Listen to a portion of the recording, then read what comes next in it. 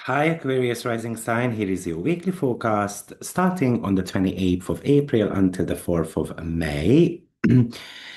Welcome back, Aquarius rising. We are in the midst of quite a significant shift for you.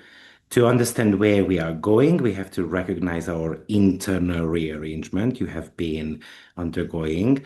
Last week, as Venus met Uranus in your fourth house, the house of home and roots, you likely felt a sudden, perhaps destabilizing shakeup in your living situation or your internal sense of security. You were being pushed to detach from old safety nets. Now, as we move into the current sequence, the energy is shifting rapidly from those internal adjustments to external manifestation. You are being asked to take that new sense of self and put it on a display. Why is it happening? Well, Venus ran into Uranus, then Venus went into Gemini, and it started sextiling Neptune.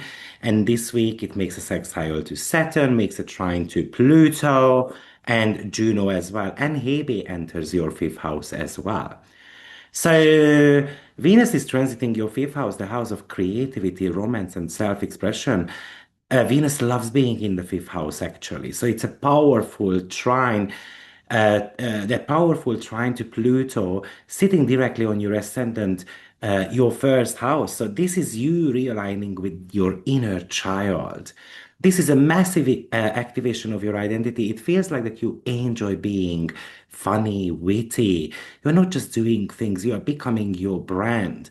With Juno also sitting in your first house, actually, it might be you entering into a long-term commitment that you really love, not necessarily just to a partner, though, but it might be to yourself. You make kind of like a commitment that, yes, I'm going to be taking care of that inner child. So if you have been hiding a creative project, a business idea, or even just a radical shift in your personal style, well, then this is the week to own it, dress the part, speak the truth, let the world see that new version of yourself.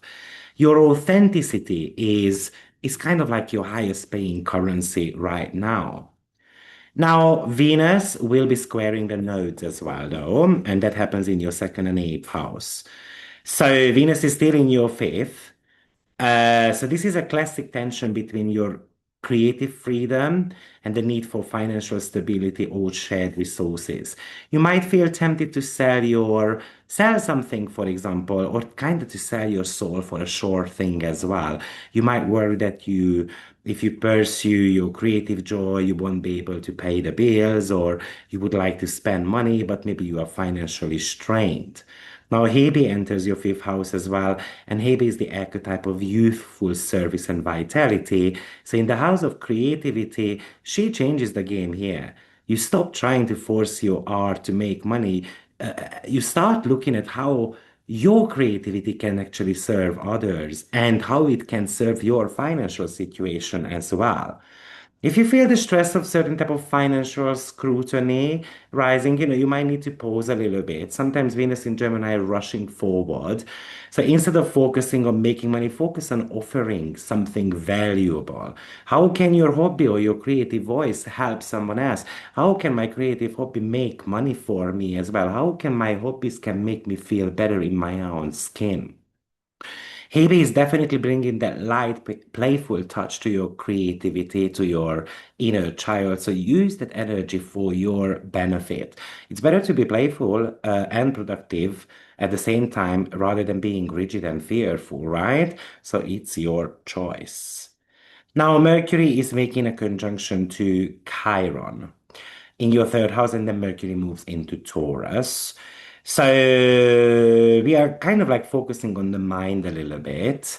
The third house is communication, conjuncting Chiron there. So this is a bit of a social connectivity, being afraid of connecting, being afraid a little bit to speak up.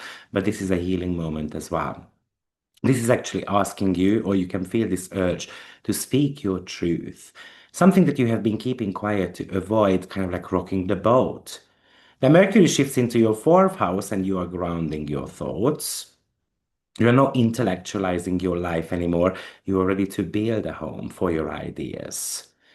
So you can use this energy to record, to clear the air with a sibling, a neighbor, and then once Mercury hits the fourth house, your mind becomes more practical. So this is a brilliant window to organize your home office, your home, finalize a domestic contract, have that deep, grounded conversation with family.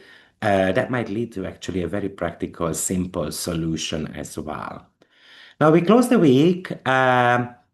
With the out of bound moon, which is actually starting in your 11th house, the house of groups, community, future goals. So I think this is your territory. You feel that urge to connect, to lead a group, to do something online, to push your vision out to a wider audience. Even asteroid Shiva enters Aries this week as well.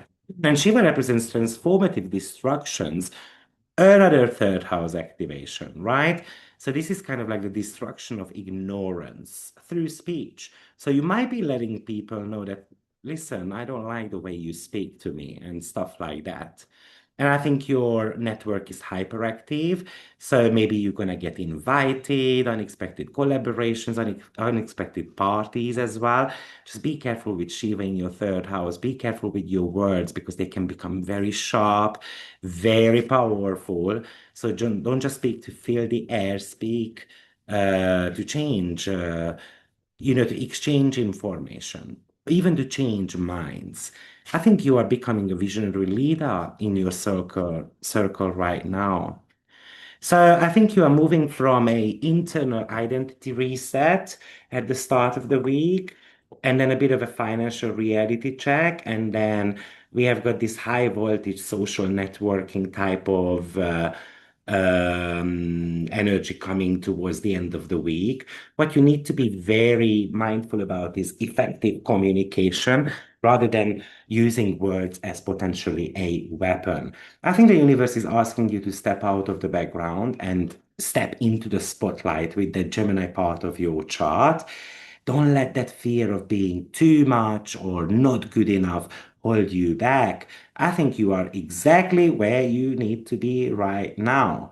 So let's have that vision, and I will see you in my next forecast. Good luck. Bye bye.